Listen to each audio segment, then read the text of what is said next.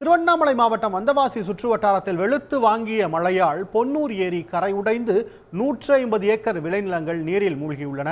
இதுகுறித்து செய்தியாளர் ராஜசேகரன் இணைகிறார். ராஜசேகரன், பாதிப்பின் தன்மை என்ன?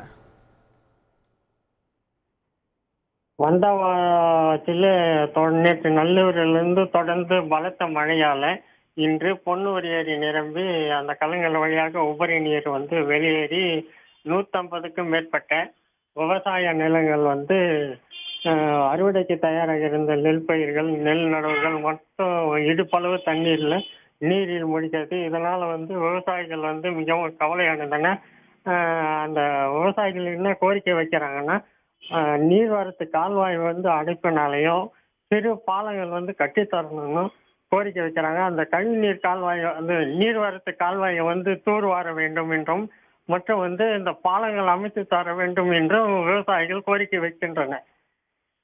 ஏரியின் கரை உடைந்து நெற்பயிர்கள் நீரில் மூழ்கி இருக்கக்கூடிய அந்த காட்சியை பார்த்து கொண்டிருக்கிறோம். உங்களுடைய விவரங்களுக்கு நன்றி ராஜசேகரன். உடனுக்குடன் செய்திகளை தெரிந்து கொள்ள சன் நியூஸ் பெல் ஐகானை கிளிக் பண்ணுங்க.